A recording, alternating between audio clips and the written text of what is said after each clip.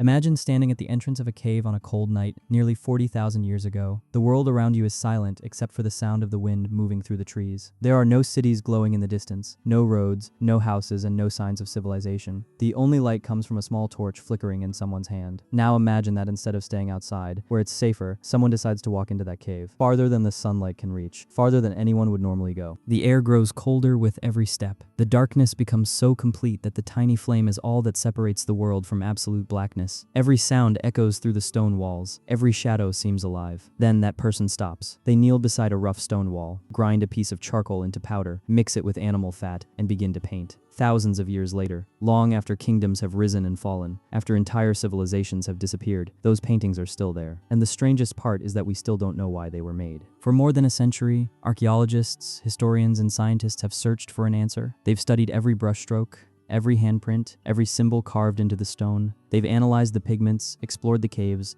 and compared discoveries from around the world. Yet the biggest question remains unanswered. Why would people whose lives depended on finding food and avoiding predators spend precious hours creating art deep inside dangerous caves? To understand just how mysterious this is, we have to forget everything we know about modern life. Forget electricity, forget schools, forget supermarkets, forget hospitals, phones, and cars. Picture a world where every sunrise begins with uncertainty. Every day is a challenge. You wake up not knowing whether you'll find enough food to eat or whether you'll survive until nightfall. The forests are filled with wolves, cave bears, lions, and giant hyenas. A single mistake could mean the end of your life. There are no weekends, no vacations, no time off. Every hour is spent searching, hunting, gathering, building fires, protecting your family, and staying alive. By our standards, these people should have been completely focused on survival. Art should have been the last thing on their minds, and yet somehow it wasn't. Instead of using every moment to hunt or gather food, they carried burning torches into caves that were almost impossible to reach. Some crawled through narrow tunnels where a single wrong move could trap them forever. Others climbed over underground cliffs or crossed flooded passages hidden beneath the earth. They risked their lives just to paint. That alone makes these caves one of the greatest mysteries in human history. For a long time, people believed our ancestors were simple, primitive, barely capable of abstract thought. Many imagined them as little more than frightened cave dwellers scratching random pictures onto stone walls. But then something happened that changed everything. In December of 1994, 3 cave explorers were hiking across the rocky hills of southern France when they noticed something unusual. A faint stream of cold air was escaping through a tiny crack in the rock. It wasn't much. Most people would have walked right past it. But experienced cave explorers know that moving air often means there's empty space hidden behind solid stone. Curious, they widened the opening just enough to squeeze through. What they discovered on the other side would completely transform our understanding of prehistoric humans. The cave they entered is now known as Chauvet Cave. As their flashlight beams swept across the walls, they found themselves surrounded by hundreds of paintings unlike anything they had ever seen. Lions, rhinos, horses, bears, mammoths. Animals covered every surface, drawn with incredible confidence and astonishing detail. These weren't rough sketches. The artists understood anatomy. They understood movement. They even used shading to create depth, making the animals appear almost alive as the torchlight flickered across the wall. Some horses were drawn with multiple legs, not because the artist made a mistake, but because they wanted to show motion, almost like an ancient animation frozen in time. For a moment, it was as if the cave itself came alive. When scientists later analyzed the charcoal used in many of these paintings, they expected impressive results. They weren't prepared for what the tests revealed. Some of the artwork was nearly 36,000 years old. Other sections dated back almost 40,000 years. To put that into perspective, these paintings are older than farming, older than cities, older than written language, older than the pyramids by more than 30,000 years. When these artists picked up their charcoal, humanity hadn't invented pottery yet. The wheel didn't exist. Metal tools hadn't been imagined. And still, someone possessed the imagination, the patience, and the skill to create masterpieces that would survive for tens of thousands of years. That discovery forced scientists to ask a question that still echoes today. If people living 40,000 years ago were capable of creating art this beautiful, then maybe we've been completely wrong about them all along. The discovery of Chauvet Cave changed archaeology forever. But as scientists began documenting every painting, something even stranger caught their attention. It wasn't just the animals, it was the people. Scattered across the cave walls were hundreds of handprints. Some belonged to adults, while others were clearly made by children. They weren't painted with brushes. Instead, someone placed a hand against the rock and blew pigment around it, leaving behind a perfect outline. For a moment, forget that these handprints are ancient. Think about what they really are. At some point in the distant past, another human being stood exactly where you are standing now. They pressed their hand against a cold stone wall, took a deep breath, and left behind a mark that would outlive them by 40,000 years. That person laughed. They worried. They loved. They had friends, fears, and dreams just like we do. Everything about their life has vanished, except the shape of one hand. It's an incredibly personal connection across an unimaginable stretch of time. But the mysteries don't end there. If you look closely at the paintings, you'll notice something surprising. The caves aren't filled with scenes of everyday life. There are almost no landscapes, no plants, and very few people.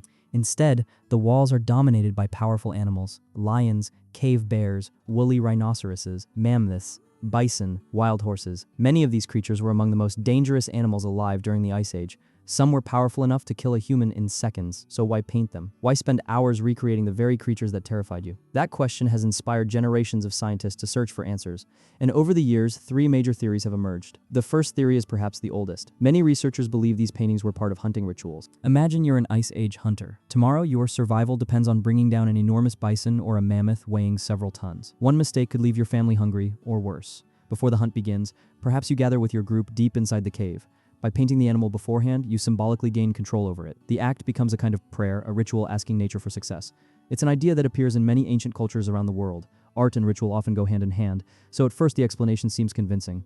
But then the evidence creates a problem. When archaeologists studied the bones left behind at prehistoric campsites, they discovered that Ice Age people mostly hunted animals like reindeer, deer, and smaller grazing animals. Yet those animals are surprisingly rare in the caves.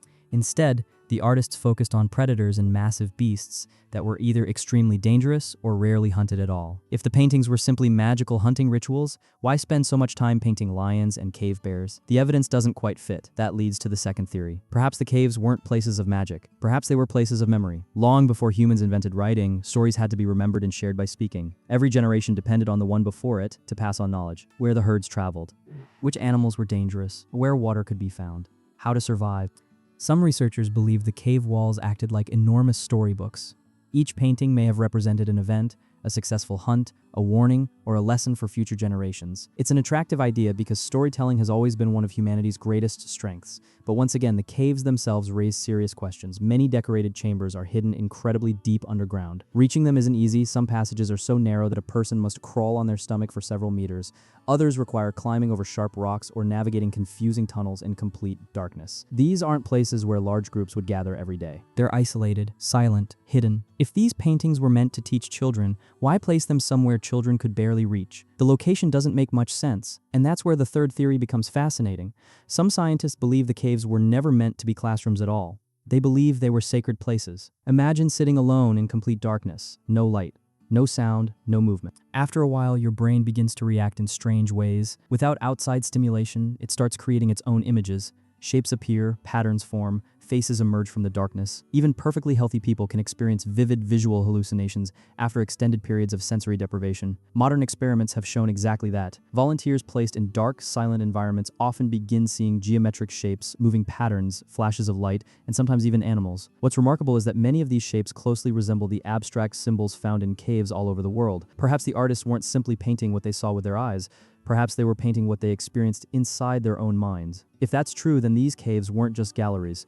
They were places where ancient people explored consciousness itself. Places where the boundary between reality and imagination became blurred. Whether those visions came from meditation, rituals, exhaustion, or something else entirely, we'll probably never know.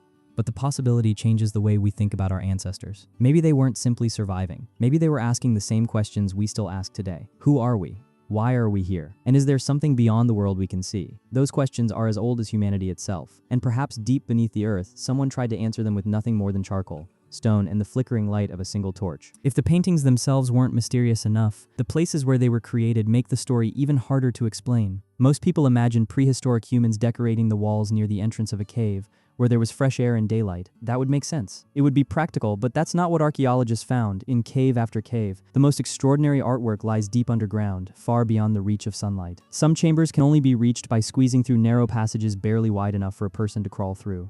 Others require climbing over jagged rocks or walking through tunnels, where a single torch is the only source of light. Imagine carrying a burning flame into total darkness, knowing that if it went out, you'd have no way of finding your way back. It's difficult, it's dangerous, and yet they kept going. The deeper researchers explored these caves, the more they began to wonder whether the journey itself was part of the experience. Perhaps reaching the paintings wasn't supposed to be easy. Perhaps the darkness separated the ordinary world from something sacred. This idea gave rise to another fascinating possibility. Maybe not everyone was allowed inside. Many archaeologists believe that certain members of prehistoric communities held special roles, They weren't hunters or toolmakers. Instead, they acted as spiritual leaders, healers, or guides, people we now refer to as shamans. Across countless ancient cultures, shamans were believed to communicate with spirits, interpret dreams, and guide rituals. They often entered altered states of consciousness through meditation, rhythmic drumming, dancing, or long periods of isolation. What if the caves were their sanctuaries? What if these paintings weren't decorations at all, but records of visions experienced during those rituals?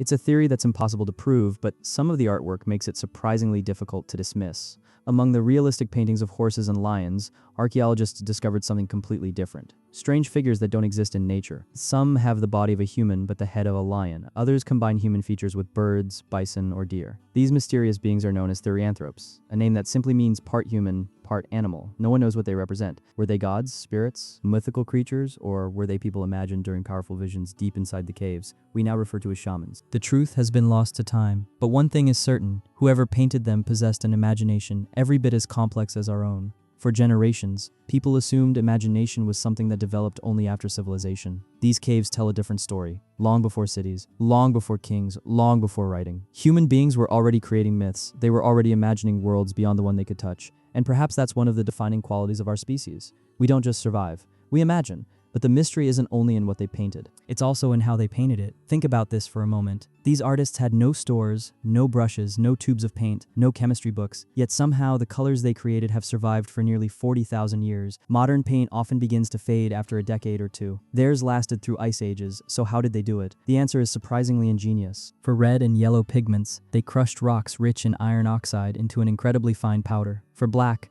they used charcoal from burned wood or minerals like manganese dioxide. Then they mixed those powders with natural binders such as animal fat, water, plant sap, or possibly even saliva. The result was a thick, durable paint that clung remarkably well to the cave walls. And they didn't limit themselves to one technique. Sometimes they painted with their fingers. Sometimes they used pieces of moss or fur as primitive brushes. In other cases, they chewed the ends of sticks until the fibers spread apart, creating something remarkably similar to a modern paintbrush. One of the most impressive techniques involved hollow bird bones. The artist dipped the bone into pigment, placed it near the wall, and blew through it, spraying a fine mist of color across the stone. That's how many of the famous hand stencils were created. In a way, they invented spray painting tens of thousands of years before aerosol cans ever existed. Even more impressive, they understood the shape of the cave itself. Rather than painting on flat surfaces, they deliberately chose natural curves and bulges in the rock to make animals appear three-dimensional. A rounded section became the shoulder of a bison. A crack in the stone became the spine of a horse.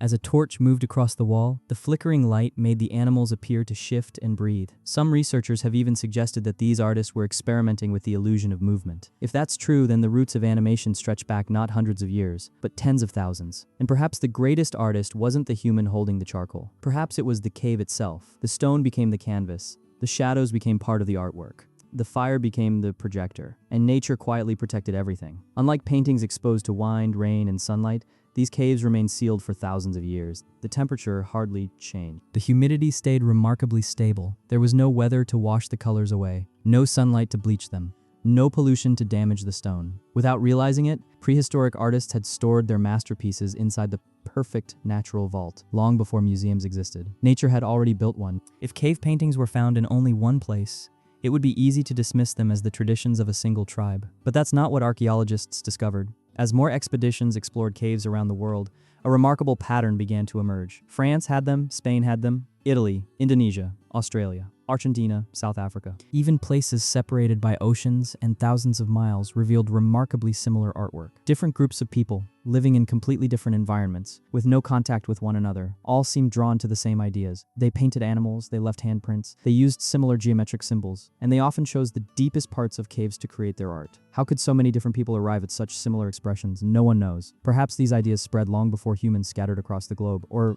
perhaps something much deeper connects us all. Maybe creativity isn't something we invented. Maybe it's something we've always carried inside us. One discovery in particular reminds us just how much there is still left to learn. In 1940, 4 teenage boys were exploring the forests of southwestern France with their dog. During their walk, the dog suddenly disappeared into a hole in the ground. As the boys searched for their companion, they discovered that the hole led into a hidden cave. Curious, they climbed inside. The moment their lights illuminated the walls, they realized they had stumbled upon something extraordinary. Every surface around them was covered with paintings: bulls, horses, deer, bison. More than 600 animals covered the walls and ceiling, accompanied by thousands of engraved markings. Today, we know this place as Lascaux Cave, one of the greatest archaeological discoveries in history. But the story didn't have a happy ending. As news of the cave spread, thousands of visitors arrived each year. People wanted to witness these incredible paintings with their own eyes. Unfortunately, every visitor brought something invisible with them. Warm breath, moisture, carbon dioxide, tiny microorganisms carried on skin and clothing. Within only a few decades, mold began growing on the cave walls. The paintings that had survived untouched for around 17,000 years suddenly started to deteriorate. Ironically, the greatest threat to prehistoric art wasn't time. It was us. Eventually, authorities made a difficult decision. The original cave was closed to the public forever. Today, visitors can only explore an incredibly accurate replica built nearby, while the original remains sealed and carefully protected. It's a powerful reminder that some treasures survive only when we learn not to touch them. Yet perhaps the most astonishing discovery didn't happen in Europe at all. For many years, scientists believed the oldest cave art had been created there. Then, in Indonesia, researchers uncovered something that completely changed the timeline. On the wall of a limestone cave was a simple painting of a wild pig. It wasn't elaborate. It wasn't enormous. But when scientists dated the pigments, the result stunned the archaeological world. The painting was at least 45,500 years old, older than Chauvet, older than anything previously discovered. That single image pushed the history of human art back thousands of years, and it raised another fascinating possibility. If we've already found paintings this old, how many older ones are still waiting to be discovered? Perhaps somewhere beneath a mountain, hidden behind a collapsed entrance, another cave remains untouched. Maybe its walls hold artwork 50,000 years old. Maybe even older. The truth is, archaeology is full of surprises. Every generation believes it understands the past. Then one discovery changes everything. But perhaps the greatest mystery isn't how old these paintings are. It's why they matter so much to us. Think about what happens when you visit a museum. People stand quietly in front of paintings created hundreds of years ago. They study every detail. They wonder what the artist was thinking. Now imagine multiplying that feeling by 100. When you stand before a cave painting created 40,000 years ago, you're looking at one of the oldest surviving thoughts ever preserved by another human being. Not a tool, not a weapon, not a skeleton. A thought, an idea made visible. Someone wanted to communicate something. Someone wanted to create beauty. Someone wanted to leave a part of themselves behind. And somehow, they succeeded across thousands of generations. Through changing climates, shifting continents, wars, and the rise and fall of civilizations, their message survived. We may never understand exactly what they meant. Perhaps the paintings were sacred rituals. Perhaps they recorded stories. Perhaps they captured visions seen in altered states of consciousness. Or perhaps they served a purpose we've never even imagined. The truth may have disappeared with the people who painted them, but maybe that's what makes them so powerful. Not every mystery needs an answer. Sometimes the questions themselves are enough, because every time we look at those ancient walls, we're reminded of something remarkable. The people who created them weren't so different from us. They laughed. They worried. They loved their families. They feared the unknown. They searched for meaning. And just like artists today, they felt an irresistible urge to create something that would outlive them. Perhaps that's the real story hidden inside every cave. Not the story of ancient art, but the story of humanity itself. A story that began tens of thousands of years ago with nothing more than fire, stone, imagination, and a hand pressed gently against a cave wall. That hand is still there, waiting, silent, patient. A greeting from someone you'll never meet. A reminder that even across 40,000 years, one human being can still reach another. And maybe after all this time, that's exactly what they hoped would happen. If you enjoyed this journey through one of history's greatest mysteries, don't forget to subscribe, write a comment, and leave a like. See you in my next video, and thanks for watching.